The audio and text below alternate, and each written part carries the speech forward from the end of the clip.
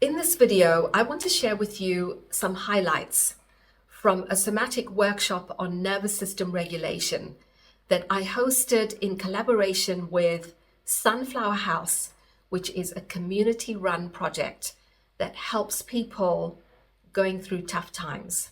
And we thought we'd just offer them some guidance to calming the stress response through the body. So you can watch some of those highlights here. Did anyone experience a spontaneous sigh? Did anyone go, ooh? You did? Amazing if you did. We call that the calm response. If you've experienced a sigh, it means that your body's nervous system is self-regulating. So when you release strain in the body, your body sometimes just takes that spontaneous sigh. So in soma sensing, I call that the calm response, or you might find that you yawn. It's a good sign. Apart from when there's a bit of excessive yawning, if anyone feels kind of droopy in their eyes, just let me know, because it may be that your body's gone into a slightly more slowed down state, which we don't want, right? Welcome. So I'm Yasmin. I'm a somatic therapist. And what somatic therapists do is they guide you to calm stress, anxiety, chronic pain, manage your emotional state, shift habits, patterns, and behaviors, and even heal trauma through the body. Where trauma is not what happens to you, but what happens to your body's physiology as a response to either a traumatic event or long-term childhood trauma, which I'm not going to go into great detail. But what I will tell you is if you've experienced any kind of trauma or stress or chronic stress in your life, it shows up in your body as chronic pain, fatigue, fibromyalgia, autoimmune responses, heart conditions, diabetes. All of that is a result of your body trying to cope with stress. And so your body physiology adapts. So the first lesson today is how stress, emotional stress, and I'm talking about chronic stress. We all have some kind of activity in our day. So stress, if it's left unchecked, will lead to strain. Your body holds a strain, and pain, fatigue, and everything else. Okay, so that's what happens. And all of this stress is processed in your nervous system. So the takeaway today is when we experience any kind of stress, the body takes the strain and it shows up as pain in the body, or it can show up in other ways, which I will go into. So that's what you want to remember, the takeaway today. How did you feel after that little bit of bringing your body to rest? How did that feel? First of all, did it make you more stressed or less stressed? Well, obviously, right? Less stress? So let me tell you that whether you're doing meditation or mindfulness or any of that, that's all we're doing. We're bringing the body to a rest and recovery state. We are calming the stress response. Okay, we're calming through the body. And when we calm our stress response in the body, we're also shifting patterns and habits that have been created throughout our lifetime, our life experiences, and that become held in our body as patterns. And those patterns or behaviors or emotional habits, they trigger without warning, and we don't have any control over that. But what we can become aware of is how our emotional state impacts on our body physiology or our body. So we go to the body to calm the mind, right? Now, how quickly can that happen? Obviously, when you're in overwhelm, it's going to take a little bit longer. So the first lesson today is to take a moment to pause anytime, anywhere, at any moment in your day, and bring your body to quiet, because that sensation is going to send a new pathway to your brain to override old patterns of anxiety or catastrophe thinking. And it's going to take a process. It's not a quick fix. It's going to happen over a period of time. So is there anyone else who wants to know how to calm their mind? So then that's why you're here, right? Oh my God, the whole room. 2 hands. Okay, why do we have a busy mind? We're going to look at that. And one of the practice that I just guided you to is incredibly powerful in bringing your nervous system to calm. Okay, because you're working through sensation. Okay, so let's dive in a little bit. Do you want to know kind of the science behind it? Are you here for the science? Cool. I just want to check, because if you say science, I can go off in a tangent because I love the science. And then I lose everyone like, oh my God, that's so much information. So I'm going to give you the science. Now look, it's not as complicated as you imagine. What makes it complex is nobody has taught us this, right? Nobody has taught us that your body and mind are one. They are not separate. What makes us believe that body and mind are separate is because we become disconnected from our body sensation. Okay, and practices like yoga or somatic movement helps us reconnect with our body in a way. So your body and mind are one, and in somatic therapy we call that embodiment. Why is that so important? So, for example, sorry, what's your name? So, like Sonia was saying, she's been busy and feels great, but then we don't realize that the body is taking the strain. So we want to do all these amazing things. And I was the same. I was completely disconnected from my body. I came from a fitness background. My whole thing was my body needs to look good. And so I would spend all my time kind of looking at individual muscles and shaping them as a fitness teacher, right? That was me, until I was introduced to my body sensation in my Pilates training. So I was training with Polestar Pilates in the UK. This was way back in 2003. I had done 2 different Pilates training prior to that. I was obsessed with having a 6-pack, right? I would be looking at my trapezius and my quads and my glutes and just admiring them and thinking, I just need to get the 6-pack, right? That's why I did Pilates. I had no intention of helping anyone with their chronic pain, right? So there I was, and I had a beautiful mentor. She was a Reiki practitioner and other things, as well as an amazing anatomist. And I was definitely not into yoga or any of that. So anyway, we were introduced to a form of anatomy that looked at everything as a whole, but particularly muscles and bones and how they are connected. So whilst I had learned that we have individual muscles, this new approach to anatomy was saying, no, everything is one. There are no individual muscles in the body. That the reason we see them as individual is someone's gone to dissect a cadaver and taken those individual muscles out, but they're not individual. So that's where it began. So anyway, I was doing this Pilates and my body was like really, toned, but stiff and stuck, right? And we're trying to do this roll up and I was just getting stuck. And she's saying, you just need to come to quiet. Like, I don't know what she's talking about. Anyway, she managed to help calm the loud signals in my body. So we have nerves called myelinated nerves. Myelinated nerves are quick acting. They work with your sympathetic nervous system, and I'm going to come to that. And so we cannot listen to the quieter interoceptive signals, our intuitive sense, which we all have. And she was able to help me come to quiet and listen to this body sensation that was telling me that I have strain.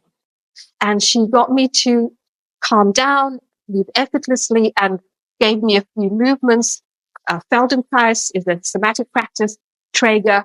And the reason we were going there is I needed to learn this anatomy through sensation, not through the books. And she was helping me to recognize the body moves as a whole.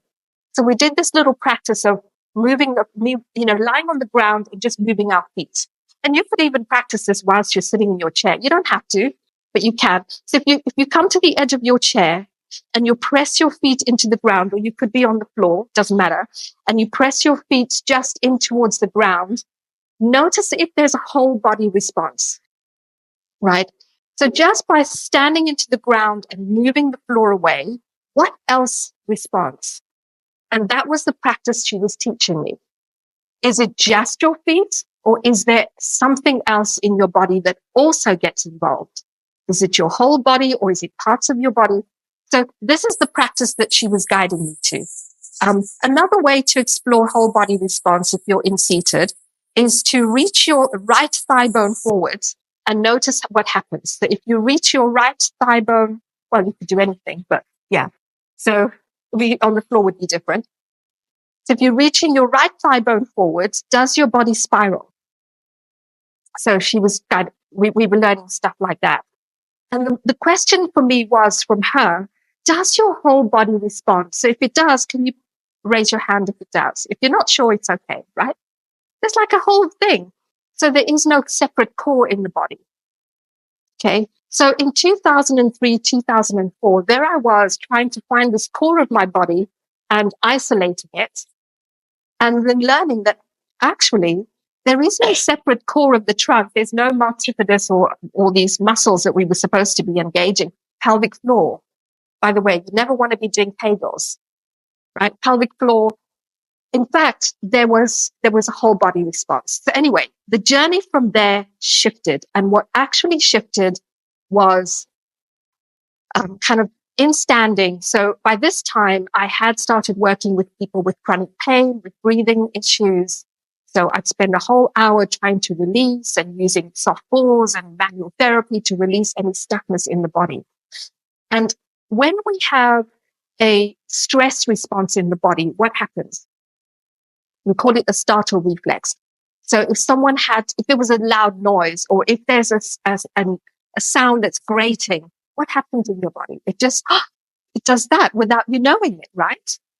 It just goes into a stress response. So your body's fascia, this connective tissue, becomes stuck. And it can become stuck over a long period of time. So if you have breathing issues, it's because your diaphragm, this breathing tissue here, is stuck and your pelvic floor has drawn in and you're in a stress response, what we call a startle reflex. So what I would be doing is trying to get people to release their diaphragm, to let go. And when you felt that sigh today, if you did, it's because your diaphragm has just softened and you're not holding your tummy or your pelvic floor. So then the sigh happens. And that's what you want. You want that response, this ease, this sense of release. And so for me, when that happened, like, oh my gosh, we don't need to be pulling in our core. What we need to be doing is softening the strain, the stress in our body, so that everything, so the rest of the body taking the strain will allow us to stand with ease. We don't need to put effort on our body to hold it upright. And we will probably need another workshop for that, another workshop on anatomy. Our anatomy was completely wrong. We don't need to stack the spine. We don't need to pull the body upright. If you do that, what's going to happen to your stress levels? If you pull stuff in, what are you doing? You're adding strain to the body. Stress equals strain. And then strain results in your mind also on hyper alert. Okay, so that's the other takeaway today, is to find inner ease in your body. So inner ease means that if you've got stiffness in your lower back, you want to release your mid-spine and let go. And what happens in your body is just made of fascia, the connective tissue that shapes it in a web-like structure. So you're held in a web in the round, not stacking. So if you let go here, you're going to allow the body to pull outwards, not upwards. And when it's outwards, you've got less strain. You won't have any strain in your pelvic floor. And in fact, incontinence has nothing to do with a weak pelvic floor. It has got to do with your body in a state of a shutdown where the structure of your connective tissue changes. So it becomes weakens, but not in the way that you imagine. Okay, so that was my journey to finding my quiet space. So I'm going to come to the nervous system next. So your nervous system, and I started by saying your body and mind are connected, or they're integrated. I like to use the word integrates body and mind. Okay. I probably have some wrong spellings here. I have, haven't I? Body and mind.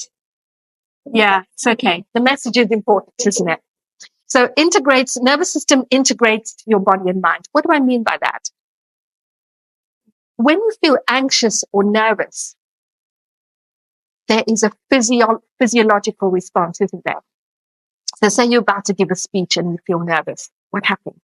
Heart starts pounding, dry mouth, breath changes. So there's a whole body response. Why? Because body and mind are one. They're not separate. So your nervous system is processing sensory information from moment to moment beneath your awareness. It's happening all the time. And what is your nervous system processing? It's checking whether you are in activation. So whether you're in sympathetic, or whether you are at rest, or whether you're conserving your energy, depending on how you feel. So your nervous system is responding to how you feel. So if you're feeling low in energy, it's going to respond and you can't run it. I mean, it's not about trying to be energetic. It's just saying that the nervous system processes your sensory information, how you feel, and it interprets it as whether you're in sympathetic. Sympathetic is an activated state. So your body on alert, your body awake. It's important to have your sympathetic nervous system because when you wake up in the morning, you want to wake up with energy, right? And you wake up with energy, you wake up with the light. You have, imagine that you have an amazing day, you feel purposeful in your day. And by the time evening comes, you should now feel tired, ready for bed. And that's a regulated state. You get ready for bed, you go to sleep, you have 6 to 8 hours sleep, and you get up refreshed the next day. And we call that regulation between activation, sympathetic, and parasympathetic, which is your rest state, but it's also can be different. So sympathetic activation, energy uses up your energy. And then parasympathetic is your restoration state. It's meant to work that way. Now, who here has those kind of days? No pain. In fact, you feel so amazing that you want to jump off benches and spring upstairs. Who has that? Right? Some days, not even me, only some days, that's regulated. Most of us hardly have that, even as a somatic therapist. So I'm constantly becoming aware. So we become aware of who we are through our nervous system, not through our psychology, because our psychology can give us labels and judgments, right? We can get to think that we're one person and then sit in that kind of story. So if you get to know yourself through your nervous system, you have a better chance of learning about where you are and managing your levels of energy and knowing when you need to rest and recover and ways to bring your body into regulation. So I'm going to come back to this again. So remember, nervous system, it's body and mind are one. When you're in sympathetic, you're activated, right? And then parasympathetic is rest. And then I'm going to come to this. So I want to introduce you to a theory. It's called the Polyvagal theory. And it was introduced by a neuroscientist and psychologist by the name of Stephen Porges. And he's become really well known over the last 20 years, 10 years, 20 years. And the Polyvagal theory talks about 3 states of our nervous system. So we looked at sympathetic, right? And then we had parasympathetic, which is our. And what Stephen Porges is saying is we have 2 parts to our parasympathetic. We have rest. an awake, I'll put awake rather than connected or restorative state. That's when we're like really cool, our body's regulated, we're sleeping well. And then we have the other pathway, which can take us into immobilization or apathy. So we're in conserving energy state. This is when we feel low energy, when, it's kind of, I must also label what they are. So sympathetic is fight flight. So fight flight, according to Stephen Porges, is when our body perceives that we are in danger. Danger meaning that you have anxiety, you want to get things done, you're busy all the time. So fight flight. And in nature, if we had to link that to our primitive way of dealing with stress, if you are out in nature and you're being chased by a rhinoceros, what are you going to do? You're going to either fight or flee, right? So that's where this comes from. And if you are a deer, what will happen? You'll end up in what we call a freeze state. This is freeze and fawn. Freeze, fawn. So what this means, and this is the state that I find most of my clients in. They feel tired, low in energy, droopy eyes in the day. You want to sleep at mid-morning. Yeah. Yeah, I can see that. Yeah. So, and I'm going to give you a little practice. So just to remind you, this is called the polyvagal theory. I'm going to explain why it's called polyvagal theory in a minute. So fight flight is danger. We think we're in danger. So it's an activation. Remember, this is activation. Parasympathetic, this is immobilization. So why do we call it immobilization? If you're in nature, mammals, what do? A deer in headlight. Deer in headlight freezes, right? That's what this is. Where we want to be is here most of the time. This is when our body is in tune.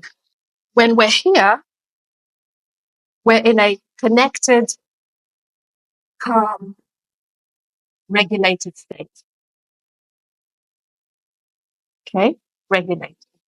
Like your body is playing music in that state, literally.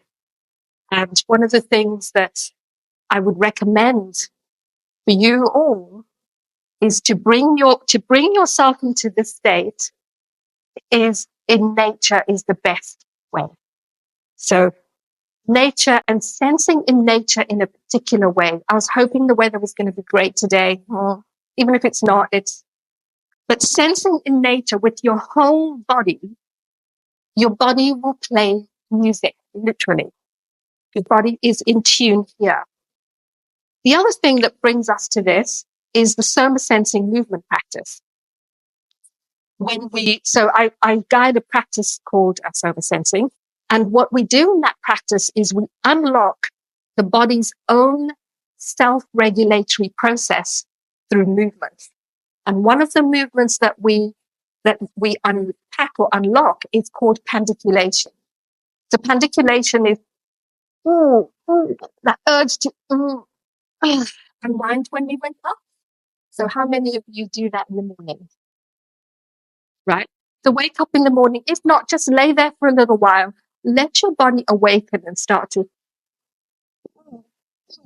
What does that do you think? How do you feel when you unwind? You ever wondered how it feels? Yeah. It's an awakening state. Right? So if you're here, you want to awaken your body. So that's what we do in soma sensing. It's an amazing blueprint. Your body already knows how to self-regulate.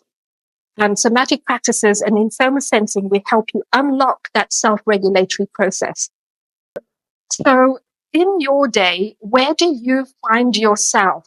What's happening for you in your day? Do you find yourself here or does it fluctuate? Oh, that's such a great point because in this state, Stephen Porges calls this the social engagement state. This is social engagement. Social engagement.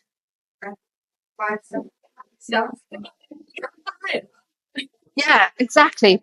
So, or it could even take you to here. And sometimes we may need to go there when we're here to awaken us. So what I'm going to share with you today is knowing how to get out, especially of this state. So many people struggle here. So I'm going to give you a little practice now to help you with getting out of that, one of the small little practices. And it's called the wandering gaze. When you just allow everything to land. And the best way is to go to the back of your body and check if you're sitting upright. If there's any strain in these, your body has like almost like cables here. They can get really stuck. So if you just let everything soften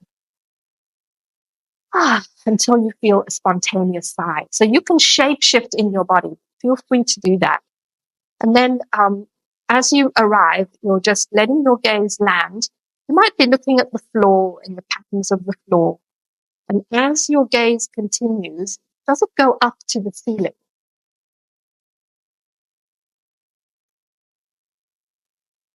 Oh, and if it does, if it doesn't, it means that, and you don't want to force it to go there.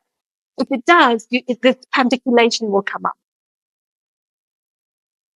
Okay.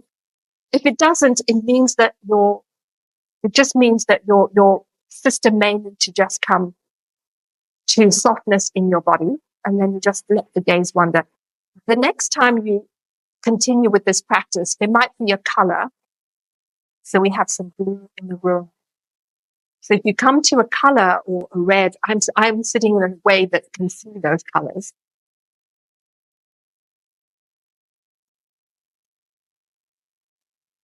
And there may be a whole body response.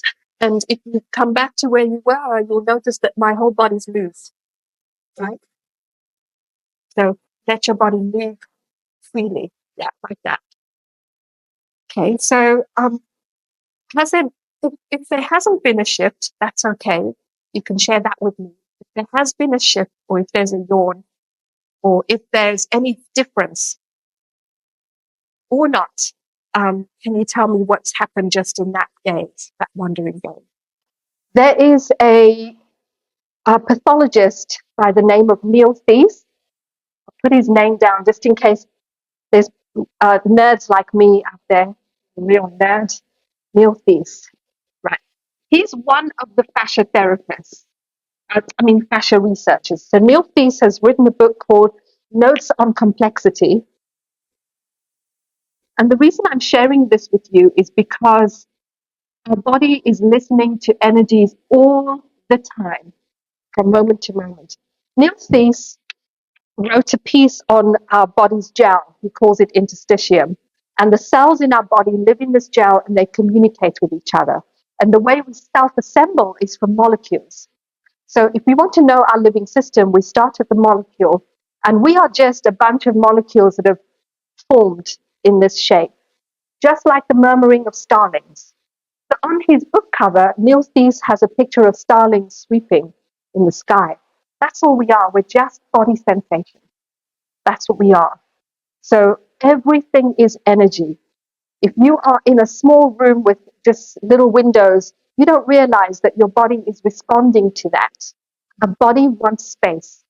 If you're in a small room, you're going to feel restricted. Your energy changes. Your nervous system, everything changes.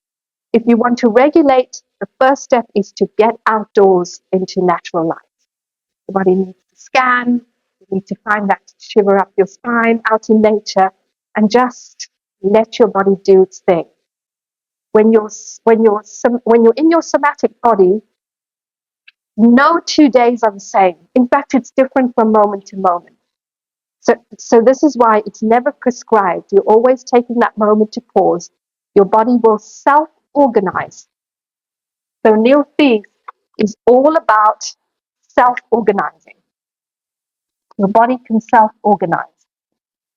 So what I did with you today, And the way that it self-organizes, if you can tune into your body's sensation. Interoception is your felt sense, your inner felt sense. Okay? So the biggest takeaway today is to pause and connect to your felt sense, your inner felt sense. It's called interoception. And that's all I did. I didn't tell you how to sit, how to align your spine. I just guided you to find what feels easeful. Why? Because strain equals stress. So if you want to ease the stress, you come to quiet. Okay? And you ease the strain. And your body will self-organize. It will self-regulate, which is why the yawn happened. And not to go to, you need to come to calm or you need to come to quiet. That arises. That's the difference in self-organization. So you'll notice that I never use the word relax, I never use the word calm, and I never use the word release. Because it arises. I will ask you whether it's arrived. And you cannot calm yourself and relax yourself from here. If you go here, what will happen is sometimes in a yoga or meditation practice, you're putting a plaster on it. You're actually blocking your ability to self-sense. The kind of breathing is another one. If you're doing a breathing meditation, it's going to restrict your self-organization. Anything that's prescribed, it's prescribed. It's prescribed. Just do the breathing, because if you're breathing, the rest of your body is still under strain, probably. So you could be doing breath work, say, for example, even it could be Pilates breath work, it could be Kundalini. Unless you're someone who's really in touch with your body, and say someone like myself, who's a somatic practitioner, I can do Kundalini breath and feel my whole body responding, right? So if you're doing breath work, and you'll notice I've not done any breath work today, is my body on alert? Is it feeling noisy? Is your body feeling noisy? And how do I take a pause and just come to quiet? And when we're out in nature, which we're going to do in a moment, is to pause, and as you let your gaze wander, you're bringing your body to quiet. This is what brings you to regulation. You have an inner resource in your body that can help you that can help you self-regulate. And it's your body. So, Lena. So, Lena, what we're doing in pain relief, when we're calming pain, is we're quietening the noise of the stress response. And I haven't gone into the details of it, but when your nervous system is in a stress response, your body releases chemistry, adrenaline, cortisol, and that chemistry stiffens your body's fascia. And the nerves that are in the fascia send you a pain signal. That's how pain happens. So what you want now is to calm that pain signal by bringing the body to quiet. And most importantly, the number one thing for calming pain is to nurture yourself. So have a nurturing sensation. What do I mean by that? Because nurturing releases oxytocin.